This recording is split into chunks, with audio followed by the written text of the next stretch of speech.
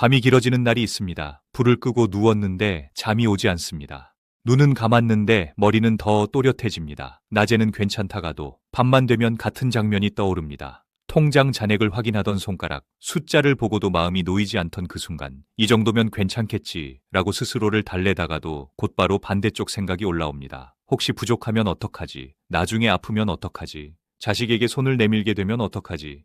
이런 생각이 한번 시작되면 그 다음은 끝이 없습니다. 그래서 어떤 분들은 핸드폰을 내려놓지 못합니다. 은행 앱을 닫았다가 다시 켭니다. 뉴스를 보다가도 노후자금, 은퇴생활, 연금 이런 단어가 나오면 멈춰 서게 됩니다. 그때 마음이 더 흔들립니다. 누군가는 말합니다. 노후에는 큰 돈이 필요하다고 말합니다. 누군가는 말합니다. 적어도 몇 억은 있어야 한다고 말합니다. 또 누군가는 말합니다. 그것도 부족하고 결국은 10억 가까이 있어야 한다고 말합니다.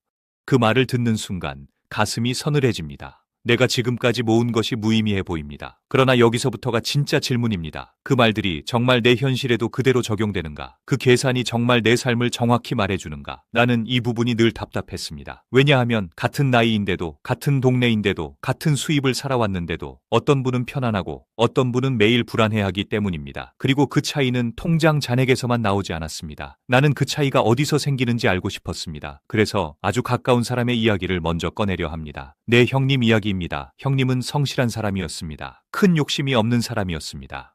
평생 일을 했고 퇴직을 했고 모아둔 돈을 차곡차곡 쌓았습니다. 퇴직금과 저축을 합쳐 그 숫자를 만들었습니다. 그 숫자는 누군가에게는 작아 보일 수 있지만 그 사람 인생에서는 큰 숫자였습니다. 그런데 어느 날 형님에게 전화가 왔습니다. 목소리가 흔들렸습니다. 형님은 묻지도 따지지도 않고 이렇게 말했습니다.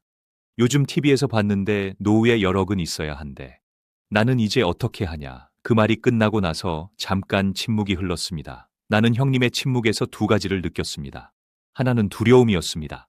다른 하나는 억울함이었습니다. 나는 평생 열심히 살았는데 왜 이제 와서 이런 두려움을 느껴야 하냐는 억울함이었습니다. 그때 나는 깨달았습니다. 노후부라는 돈이 모자라서만 생기는 게 아니라 기준을 잃었을 때 더 크게 생긴다는 것을요. 기준이 흔들리면 숫자는 어디로든 흔들립니다. 10억이 기준이 되면 2억은 바닥처럼 느껴집니다. 5억이 기준이 되면 3억도 초라해집니다. 그러나 현실의 대부분은 그 숫자와 다릅니다. 그래서 나는 형님에게 물었습니다. 형님은 실제로 한 달에 얼마를 쓰고 있냐고 물었습니다. 형님은 잠깐 생각하더니 말했습니다. 대충 200 중반쯤 쓰는 것 같다고 말했습니다. 그 말을 듣는 순간 나는 다른 질문으로 넘어갔습니다. 형님이 불안한 이유는 지출이 아니라 불확실성이었다는 겁니다. 내가 앞으로 얼마나 살지 모른다. 내가 아플지 모른다. 물가가 얼마나 오를지 모른다. 그 불확실성이 형님을 흔들고 있었습니다. 여기서 중요한 포인트가 하나 나옵니다.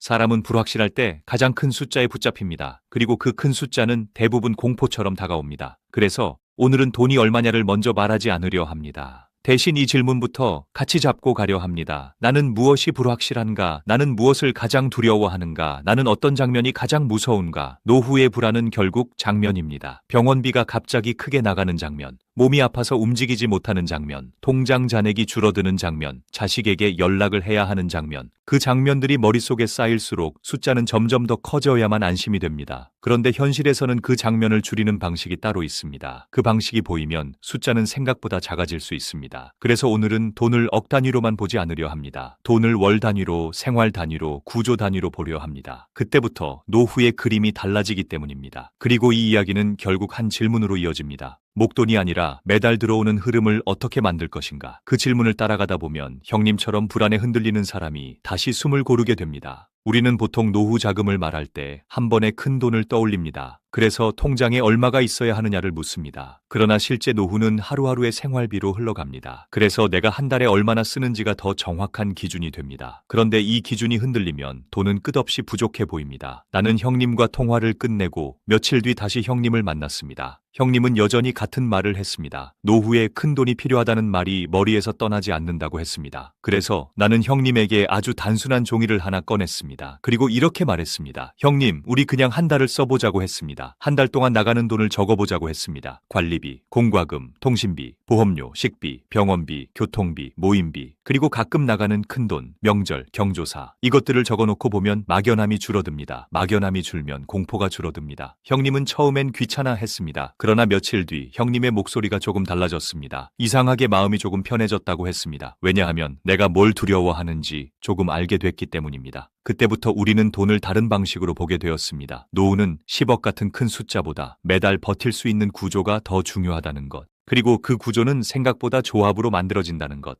여기서 많은 분들이 가장 혼란스러워하는 부분이 있습니다. 사람들은 이렇게 말합니다. 누구는 최소 생활비가 얼마라고 하고 누구는 적정 생활비가 얼마라고 말한다. 그럼 나는 어느 숫자를 믿어야 하냐? 이 질문은 아주 자연스럽습니다. 왜냐하면 우리는 답을 한 줄로 받고 싶기 때문입니다. 그러나 노후 생활비는 한 줄이 아니라 삶의 형태로 결정됩니다. 부부인지 혼자인지 집이 있는지 월세인지 도시에 사는지 지방인지 차를 유지하는지 대중교통인지 모임이 많은지 조용한지 의료비가 어느 정도인지 이 조건이 바뀌면 숫자도 달라집니다. 그래서 나는 형님에게 이렇게 말했습니다. 형님, 남의 기준이 아니라 형님의 생활 기준을 먼저 잡자고 했습니다. 그리고 그 생활 기준은 크게 두 가지로 나뉩니다. 지금처럼 살고 싶은지 아니면 조금 단순하게 살고 싶은지 어느 쪽이든 정답은 없습니다. 다만 선택이 있을 뿐입니다. 이 선택을 하지 않으면 숫자는 항상 남의 말에 끌려다닙니다. 그래서 형님과 나는 두 가지 버전을 만들었습니다. 한 가지는 최소 버전입니다. 몸을 유지하고 집을 유지하고 기본을 지키는 버전입니다. 다른 한 가지는 편한 버전입니다. 가끔 여행도 하고 모임도 하고 작은 여유를 누리는 버전입니다. 버전을 만들고 나니 갑자기 숫자가 정리되기 시작했습니다. 그리고 그 숫자를 보는 순간 형님은 한마디를 했습니다. 내가 두려워한 건 돈이 아니라 정리가 안 된 마음이었네. 이 말이 중요합니다. 정리가 안 된 마음은 늘 최악의 장면을 먼저 떠올립니다. 그래서 필요한 돈도 최악의 숫자로 잡습니다. 그런데 사람의 삶은 최악으로만 흐르지 않습니다. 대부분의 시간은 평범하게 흘러갑니다. 그리고 노후의 지출은 의외로 일정한 패턴이 있습니다. 처음에는 활동이 많아 지출이 조금 더 나갑니다. 그런데 시간이 지나며 자연스럽게 지출이 줄어드는 경우가 많습니다. 외식이 줄고 이동이 줄고 소비가 줄고 모임이 줄어들기 때문입니다. 반면에 늘어나는 것도 있습니다. 병원비, 약값, 간병비. 이 부분은 확실히 늘 수 있습니다. 그래서 이 두 흐름을 나눠서 봐야 합니다. 생활비와 의료비는 같은 통장에 섞으면 불안이 커집니다. 왜냐하면 의료비는 언제든 큰 파도가 될 수 있기 때문입니다. 그래서 노후를 편안하게 만드는 사람들은 돈을 두 덩어리로 나눕니다. 하나는 생활을 위한 흐름, 하나는 위기를 위한 보호막. 이 구조가 생기면 숫자가 생각보다 작아집니다. 그리고 마음이 생각보다 빨리 안정됩니다.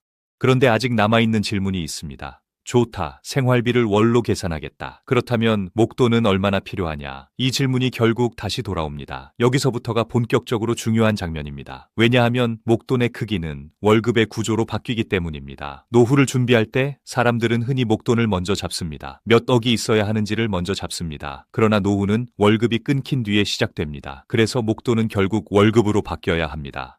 이것이 노후에서 가장 현실적인 원리입니다. 목돈을 그대로 두면 통장은 줄어드는 방향으로만 움직입니다.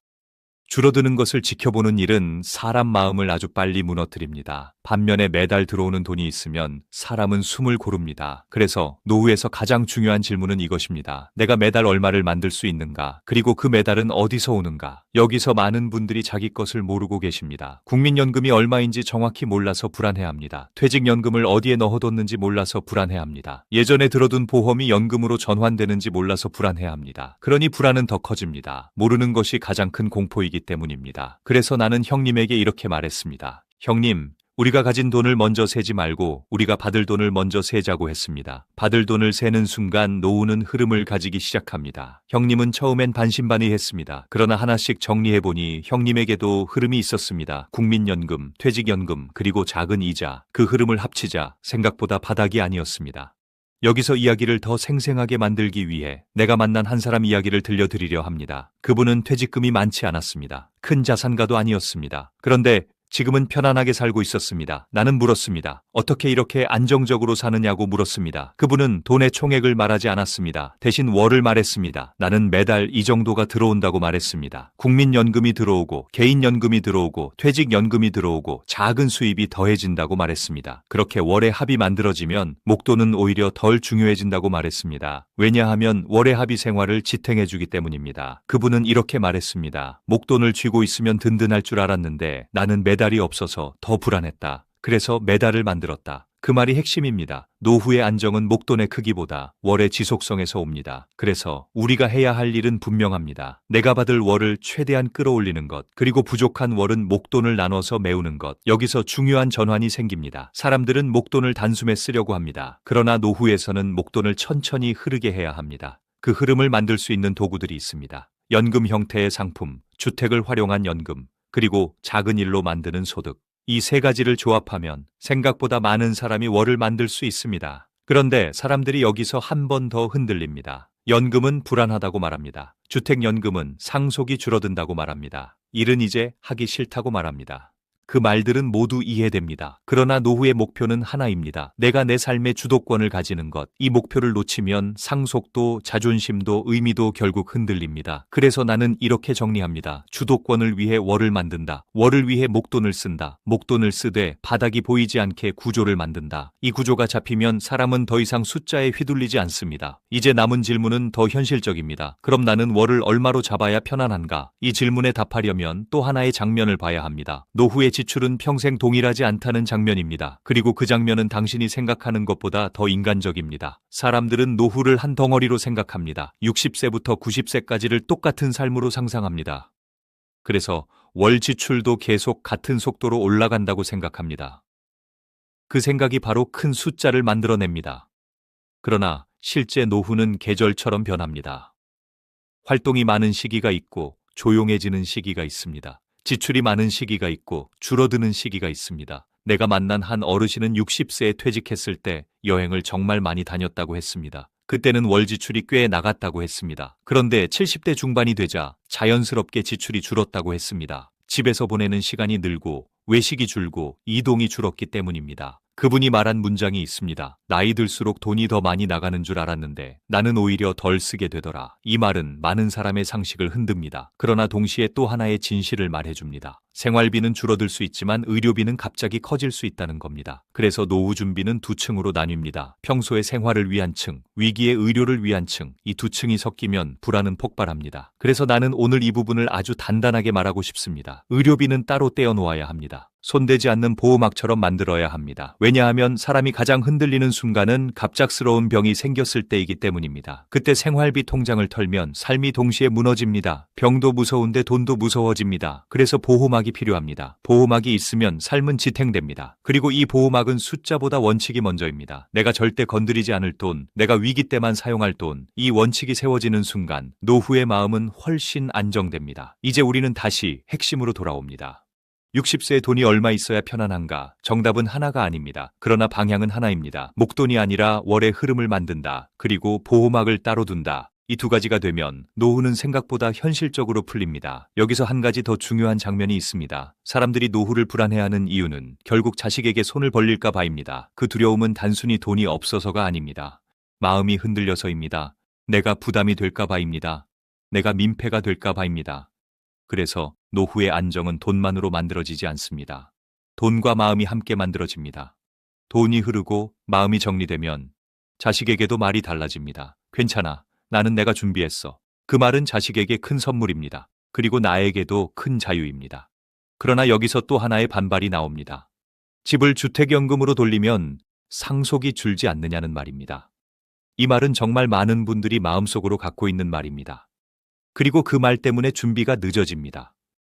나는 이 장면을 여러 번 봤습니다. 부모는 상속을 생각하다가 생활을 놓칩니다. 상속을 남기려다 오히려 자식에게 부담을 남깁니다. 그러니 여기서 관점이 바뀌어야 합니다. 상속은 사랑일 수 있지만 독립은 더 큰 사랑일 수 있습니다. 부모가 당당하게 사는 것이 자식에게는 가장 큰 안심이 됩니다. 이 관점이 서면 선택지가 넓어집니다. 주택연금은 상속을 포기하는 장치가 아니라 노후를 지키는 장치로 보입니다. 연금은 돈을 묶는 장치가 아니라 월을 만드는 장치로 보입니다. 작은 일은 체면을 내려놓는 일이 아니라 리듬을 만드는 일이 됩니다. 이렇게 보이기 시작하면 노후는 계산이 아니라 설계가 됩니다. 이제 설계의 마지막 핵심이 남았습니다. 설계를 하려면 내 월 부족분을 정확히 알아야 합니다. 내가 월로 얼마가 들어오고 월로 얼마가 나가는지 그 차이를 메우는 방법을 알아야 합니다. 그리고 그 방법은 생각보다 단순한 원리로 움직입니다. 설계의 원리는 부족한 월을 채우는 것입니다. 부부가 한 달에 필요한 돈이 있다고 칩시다. 그런데 연금으로 들어오는 돈이 그보다 적다면 그 차이가 불안이 됩니다. 불안은 그 차이를 모르거나 그 차이를 무시할 때 커집니다. 그래서 우리는 먼저 차이를 숫자로 보는 연습을 해야 합니다. 한 달에 필요한 돈, 한 달에 들어오는 돈, 그리고 부족한 돈, 이렇게 세 줄만 적어도 마음이 정리됩니다. 정리가 되면 선택이 가능합니다. 선택이 가능하면 불안이 줄어듭니다. 부족한 월을 채우는 방법은 크게 세 가지입니다. 첫째는 목돈을 월로 바꾸는 방법입니다. 둘째는 집을 월로 바꾸는 방법입니다. 셋째는 나의 시간을 월로 바꾸는 방법입니다. 이 세 가지는 결국 같은 방향을 봅니다. 월의 흐름을 만든다는 방향입니다. 목돈을 월로 바꾸는 방법은 여러 형태가 있습니다. 사람마다 상황이 달라서 정답은 다르지만 원리는 같습니다. 목돈을 한 번에 쓰는 것이 아니라 월로 나누어 받게 만드는 것입니다. 그렇게 하면 돈이 줄어드는 공포가 줄어듭니다. 집을 월로 바꾸는 방법은 주택연금 같은 형태가 대표적입니다. 내가 살 집을 유지하면서 그 집의 가치 일부를 월로 받아 쓰는 구조입니다. 이 구조는 특히 집이 자산의 대부분인 사람에게 현실적입니다. 그리고 나의 시간을 월로 바꾸는 방법은 아주 작아도 됩니다. 풀타임이 아니어도 됩니다. 내 리듬을 깨지 않는 범위에서 작은 소득이 들어오면 월의 안정이 커집니다. 여기서 많은 분들이 이렇게 말합니다. 나는 이제 일하고 싶지 않다. 그 마음은 충분히 이해됩니다. 그러나 작은 소득은 꼭 노동만 의미하지 않습니다. 내가 할 수 있는 것을 가볍게 나누는 형태일 수도 있습니다. 주변에 손을 빌려주는 일, 짧은 시간만 하는 일, 체력이 허락하는 범위의 일. 중요한 건 금액보다도 리듬입니다. 리듬이 생기면 사람은 스스로를 더 믿게 됩니다. 그리고 이 믿음이 노후의 불안을 줄입니다. 그러나 다시 의료비 이야기로 돌아가야 합니다. 의료비는 설계의 마지막이 아니라 설계의 기본입니다. 왜냐하면 의료비가 무너지면 월 흐름이 무너집니다. 그래서 보호막은 반드시 필요합니다. 보호막은 크게 두 가지로 생각할 수 있습니다. 갑작스러운 큰 병에 대비하는 돈, 간병이나 돌봄이 길어질 때 대비하는 돈. 이 부분은 각자의 건강 상태와 가족 상황에 따라 다르지만 원칙은 같습니다. 생활비와 섞지 않는다. 이 원칙만 지켜도 노후의 마음은 달라집니다. 이제 중요한 장면 하나를 더 말해야 합니다. 노후는 숫자만 맞추면 끝나는 것이 아닙니다. 노후는 마음의 습관이 함께 바뀌어야 합니다. 같은 돈을 가지고도 불안한 사람이 있고 같은 돈을 가지고도 평안한 사람이 있습니다. 차이는 습관에서 나옵니다. 평안한 사람은 자신의 현실을 자주 확인합니다. 통장을 보도의 공포로 보지 않습니다. 흐름을 보도의 비교로 보지 않습니다. 그리고 자신의 삶을 조금씩 단순하게 만듭니다. 단순함은 포기가 아니라 통제입니다. 통제가 생기면 불안이 줄어듭니다. 그래서 노후 설계는 결국 통제의 회복입니다. 내가 내 돈을 통제한다. 내가 내 지출을 통제한다. 내가 내 월을 통제한다. 내가 내 위기 대비를 통제한다. 이 통제가 되면 10억 같은 숫자는 더 이상 내 마음을 흔들지 못합니다. 그 숫자는 남의 삶에서 나온 말로 남게 됩니다. 그리고 내 삶은 내 기준으로 움직이기 시작합니다. 이제 마지막으로 이 모든 것을 한 문장으로 정리할 시간이 왔습니다. 60세에 돈이 얼마냐는 질문은 사실 다른 질문입니다. 내가 매달 어느 정도의 흐름을 만들 수 있느냐는 질문입니다. 그 흐름을 만들면 노후는 생각보다 편안해질 수 있습니다. 그리고 그 흐름을 만드는 일은 지금부터도 가능합니다. 노후의 핵심은 목돈이 아니라 월의 안정입니다. 이 한 줄이 잡히면 삶이 달라집니다. 나는 형님에게 다시 말했습니다. 형님이 필요한 건 10억이 아니라 형님의 월이라고 말했습니다. 형님은 그 말을 듣고 한참을 웃었습니다. 웃음 속에는 허무함이 섞여 있었습니다. 왜냐하면 우리는 너무 오랫동안 큰 숫자에만 매달렸기 때문입니다. 그러나 큰 숫자에서 눈을 떼고 월을 보기 시작하면 준비는 훨씬 현실적이 됩니다. 내가 바라는 노후는 어떤 모습인가? 조용히 살고 싶은가? 가끔 여행도 하고 싶은가? 친구들과 모임을 유지하고 싶은가? 병원과 약을 감당하고 싶은가? 이 삶의 형태가 정해지면 월도 정해집니다. 월이 정해지면 필요한 흐름도 정해집니다. 그 흐름을 만들기 위해 내가 가진 것들을 다시 배치합니다. 연금을 합쳐본다. 퇴직연금을 확인한다. 예전 보험을 점검한다. 기초연금 가능 여부를 본다. 집을 어떻게 활용할지 생각한다. 필요하면 작은 소득을 더한다. 그리고 보호막을 따로 둔다. 이 순서가 지켜지면 노후는 공포가 아니라 계획이 됩니다. 마지막으로 꼭 하고 싶은 말이 있습니다. 자식에게 미안해하지 마십시오. 노후의 가장 큰 선물은 상속이 아니라 독립입니다. 부모가 당당하게 사는 것이 자식에게는 가장 큰 안정입니다. 내가 내 삶을 지키면 자식도 자기 삶을 지킬 수 있습니다. 그게 서로에게 가장 건강한 거리입니다. 그래서 노후 준비는 결국 관계 준비입니다. 돈의 구조를 만들고 마음의 기준을 만들고 관계의 부담을 줄이는 준비입니다. 그리고 이 준비는 늦었다고 생각하는 순간에도 시작할 수 있습니다. 내가 가진 돈이 많든 적든 중요한 것은 방향입니다. 돈을 어떻게 쓰지 않게 만들 것인가? 돈이 어떻게 들어오게 만들 것인가? 위기 때 돈이 어떻게 나를 지켜주게 만들 것인가? 이 방향이 잡히면 숫자는 더 이상 나를 겁주지 않습니다. 나는 오늘 이 질문을 다시 꺼내봅니다. 60세에 돈이 얼마나 있어야 편안한가? 정답은 하나의 액수가 아닙니다. 내가 매달 얼마나 안정적으로 살 수 있느냐가 정답입니다. 부부라면 월 흐름이 어느 정도인지, 혼자라면 월 흐름이 어느 정도인지, 그리고 그 흐름에 위기 대비가 덧붙는지, 이 세 가지만 분명해지면 노후는 훨씬 편안해질 수 있습니다. 오늘 밤 통장을 보게 되더라도 숫자만 보지 마십시오. 흐름을 보십시오. 월을 보십시오. 보호막을 보십시오. 그리고 내게 이렇게 말해 보십시오. 나는 준비를 시작했고 나는 흐름을 만들 수 있다고 말해 보십시오. 그 말 한 줄이 잠을 조금 더 깊게 만들어줄 수 있습니다. 그 깊은 잠이 쌓이면 노후는 조금씩 다른 표정으로 다가옵니다. 부담이 아니라 내 삶의 시간으로 다가옵니다.